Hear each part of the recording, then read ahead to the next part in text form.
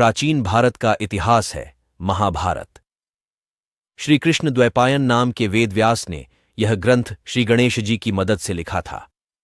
जीवन के रहस्यों से भरे इस ग्रंथ को पंचम वेद कहा गया है। इस ग्रंथ में तत्कालीन भारत का समग्र इतिहास वर्णित है। यह ग्रंथ अपने आदर्श स्त्री पुरुषों के चरित्रों से हमारे देश के जनजीवन को यह प्रभावित करता रहा है। इसमें सैकड़ों पात्रों, स्थानों, घटनाओं तथा विचित्रताओं व विडंबनाओं का वर्णन है। महाभारत में कई घटना, संबंध और ज्ञान विज्ञान के रहस्य छिपे हुए हैं। महाभारत का हर पात्र जीवंत है, चाहे वह कौरव, पांडव, कर्ण और कृष्ण हो या धृष्टद्युम्न, शल्य, शिखंडी और कृपाचार्य हो। महाभारत सिर्फ योद्धाओं की गाथाओं तक सीमित नहीं है। महाभारत से जुड़े शाप, वचन और आशीर्वाद में भी रहस्य छिपे हैं। आइए आज हम आपको बताते हैं महाभारत के 3 प्रमुख रहस्य। श्री कृष्ण ने चावल का एक दाना खाया और 10,000 लोगों का पेट भर गया। आखिर कैसे, आइए जानते हैं। भगवान श्री कृष्ण के चमत्कार और उदारता से हर कोई परिचित है। उनके कितने ही ऐसे उदारता के उदाहरण हैं जिसके चलते उन्होंने अपने भक्तों की लाज रखी। सबसे बड़ा उदाहरण तो द्रौपदी का है, जहां पर श्री कृष्ण ने द्रौपदी को चीरहरण से बचाया था। एक ऐसा ही किस्सा महाभारत काल से ही जुड़ा है। एक बार कुछ ऐसा हुआ कि पांडवों को वनवास भेज दिया गया और जो कौरव थे उन्हें राजमहल में ही रहने का आदेश मिल गया था। अब बेचारे पांडवों को वन में रहकर कष्ट झेलने पड़ रहे थे और कौरवों को राजमहल की विलासिता भोगने का मौका मिला था। लेकिन पांडव बिना थके हारे वनवास काट रहे थे। एक बार ऐसा हुआ कि महर्षि दुर्वासा जंगल से अपने आश्रम की ओर जा रहे थे। उनके साथ उनके कुछ शिष्य भी थे। चलते चलते दोपहर से कब शाम होने चली थी यह पता ही नहीं चला। ऐसे में महर्षि दुर्वासा ने सोचा कि क्यों ना आज रात को कहीं पर विश्राम कर लिया जाए।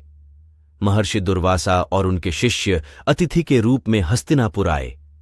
वहां दुर्योधन ने काफी अच्छे तरह से उनका आतिथि सत्कार किया और इसी पवित्र काम के बीच दुर्योधन ने अपने मामा शकुनी के साथ मिल पांडवों को परास्त करने की एक योजना बनाई।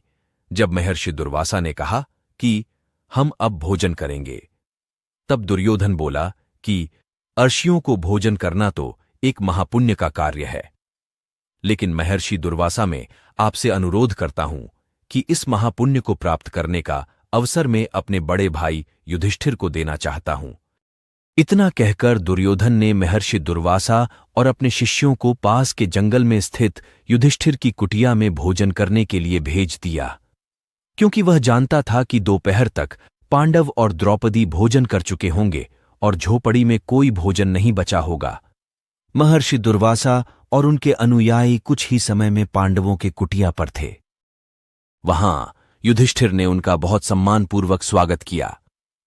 महर्षि दुर्वासा ने युधिष्ठिर को बताया कि उन्होंने और दुर्योधन ने क्या बात की थी और कहा कि मैं नहाने के बाद शिष्य और मैं एक साथ भोजन करेंगे।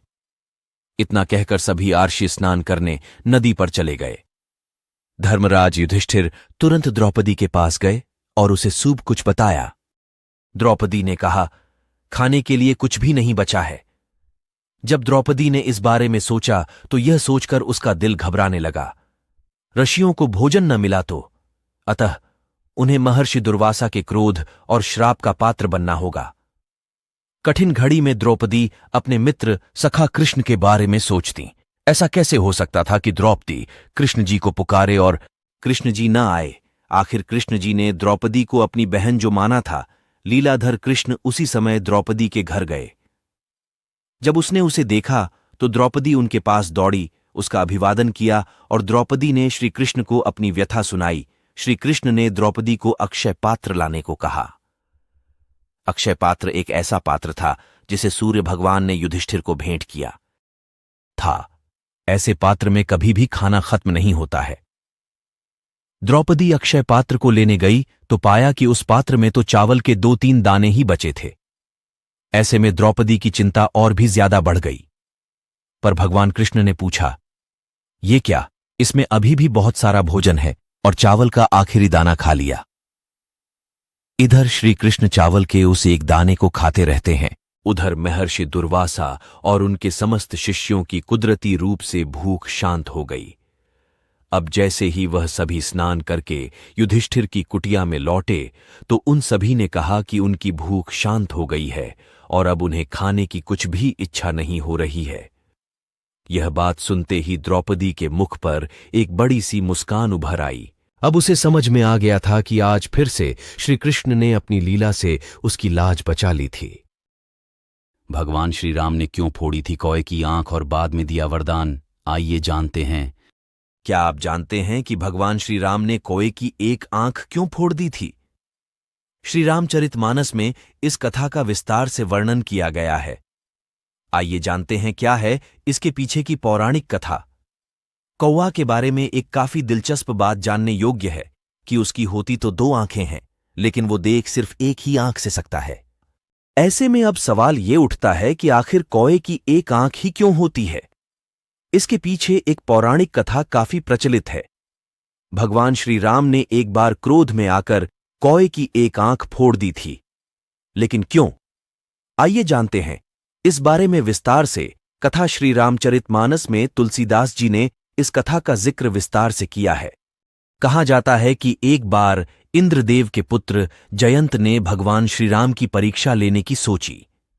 दरअसल में वो श्रीराम की शक्ति की जानकारी लेना चाहते थे, इसीलिए उन्होंने कौए का रूप धारण कर लिया और माता सीता के पास पहुंच गए और माता के पैर को अपने चोंच से घायल कर दिया और वहां से भाग गए।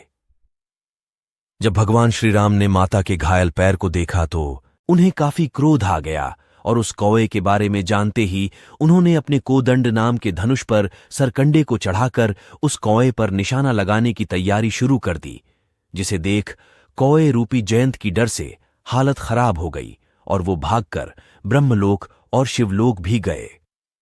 फिर वो अपने पिता इंद्रदेव के पास गए तो इंद्रदेव ने उनसे कहा कि उस बाण से तुम्हारी रक्षा सिर्फ स्वयं भगवान श्री राम ही कर सकते हैं।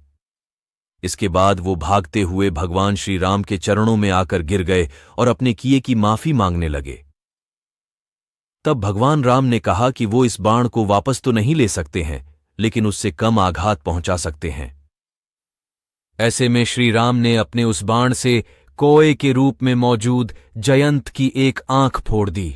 उसी दिन से कौए को एक आंख वाला माना जाने लगा। पितृपक्ष में कौए को भोजन कराने की है परंपरा। इसी कथा के अनुसार कौए की एक आंख फोड़ने के बाद भगवान श्री राम ने उसे वरदान दिया कि पितरों को अर्पित किए जाने वाले भोजन में से एक हिस्सा तुम्हें मिलेगा। कहा जाता है कि तभी से पितृपक्ष के दिनों में कौए को भोजन कराकर पितरों को प्रसन्न किया जाता है। महाभारत के बाद क्यों जल गया था अर्जुन का रथ? आइए जानते हैं। क्या आपको पता है? महाभारत युद्ध के बाद अर्जुन और भगवान श्री कृष्ण के रथ से उतरे ही उनका रथ जलकर खाक हो गया था। यदि नहीं तो चलिए इसके पीछे की कथा आपको बताएं। महाभारत का युद्ध अपनों के बीच हुआ था और यही कारण है कि अर्जुन कई बार इस युद्ध के दौरान मोह में फंसते रहे थे, और यही कारण था कि भगवान श्री कृष्ण ने उन्हें गीता का उपदेश दिया था। गीता से मिले ज्ञान के आधार पर ही अर्जुन ने अपने कर्म पर ध्यान दिया और युद्ध में अपने गुरु द्रोणाचार्य, पितामह भीष्म और अपने सगों से भिड़ गए थे। महाभारत में दोनों ओर से भीषण युद्ध हुआ था। भगवान श्री कृष्ण ने अर्जुन का रथ संचार किया था और पूरे युद्ध के दौरान वह उनके सारथी बने रहे, लेकिन महाभारत के खत्म होते ही जब अर्जुन और श्री कृष्ण रथ से उतरे तो उनका रथ तुरंत ही जल गया। इस रथ के जलने का कारण अर्जुन को भी नहीं पता था, लेकिन भगवान श्री कृष्ण सब जानते थे। आखिर ऐसा क्यों हुआ, आइए इसके बारे में जानते हैं। अर्जुन महाभार युद्ध के खत्म होने के बाद भगवान श्री कृष्ण से सर्वप्रथम रथ से उतरने का आग्रह किया था, लेकिन भगवान श्री कृष्ण ने अर्जुन से कहा कि वे पहले उतरें, क्योंकि भगवान को पता था कि जब तक भगवान वे रथ पर रहेंगे रथ सही सलामत रहेगा और उनके उतरते ही रथ जल जाएगा। अर्जुन के रथ से उतरने के बाद भगवान ने जैसे ही धरती पर अपने दोनों कदम रखे रथ जल गया। यह देख अर्जुन बहुत ही विस्मित हुए और भगवान से पूछा कि आखिर उनका रथ जला क्यों। तब भगवान श्री कृष्ण ने बताया कि पार्थ, तुम्हारा रथ तो महाभारत के युद्ध के समय ही भीष्म, द्रोणाचार्य और कर्ण के दिव्यास्त्रों के प्रहारों से पहले ही खत्म हो चुका था, लेकिन इस रथ पर हनुमान जी विराजित थे मैं स्वयं इसका सारथी था। साथ ही ये रथ सिर्फ मेरे संकल्प की वजह से चल रहा था। अब इस रथ का काम पूरा हो चुका है, इसीलिए मैंने ये रथ छोड़ दिया और ये जल गया।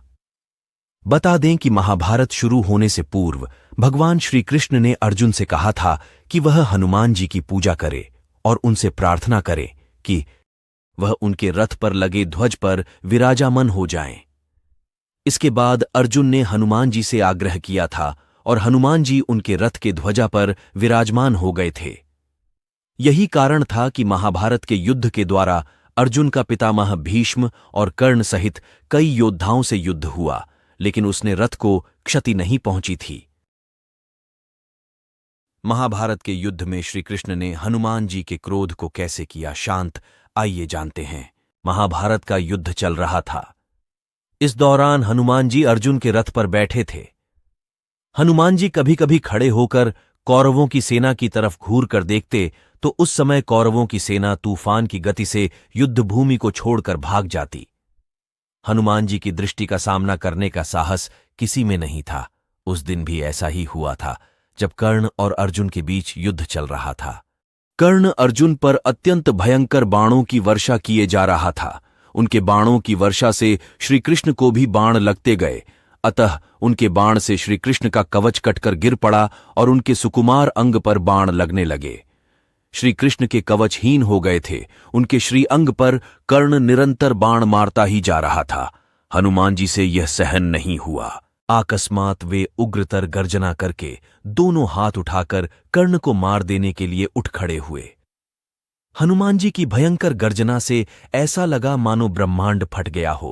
कौरव सेना तो पहले ही भाग चुकी थी, अब पांडव पक्ष की सेना भी उनकी गर्जना के भय से भागने लगी। हनुमान जी का क्रोध देखकर कर्ण के हाथ से धनुष छूटकर गिर गया। भगवान श्री कृष्ण ने तत्काल उठकर अपना दक्षिण हस्त उठाया और हनुमान जी को स्पर्श करके सावधान किया। रुको, तुम्हारे क्रोध करने का समय नहीं है। श्री कृष्ण के स्पर्श से हनुमान जी रुक तो गए, किंतु उनकी पूंछ खड़ी होकर आकाश में हिल रही थी। उनके दोनों हाथों की मुट्ठियां बंद थीं। वे दांत कटकटा रहे थे और आग्नेय नेत्रों से कर्ण को घूर रहे थे। हनुमान जी का क्रोध देखकर कर्ण और उनके सारथी कांपने लगे। हनुमान जी का क्रोध शांत न होते देखकर श्रीकृष्ण ने कड़े स्वर में कहा, हनुमान, मेरी ओर देखो। अगर तुम इस प्रकार कर्ण की ओर कुछ क्षण और देखोगे तो कर्ण तुम्हारी दृष्टि से ही मर जाएगा। यह त्रेता युग नहीं है। तुम्हारे पराक्रम को तो दूर, तुम्हारे तेज को भी कोई यहां सह नहीं सकता। तुमको मैंने इस युद्ध में शांत रहकर बैठने को कहा है। फिर हनुमान जी ने अपने आराध्य देव की ओर देखा और शांत होकर बैठ गए। इस प्रकार महाभारत के युद्ध में श्रीकृष्ण ने हनुमान जी के क्रोध को किया, शांत किया था।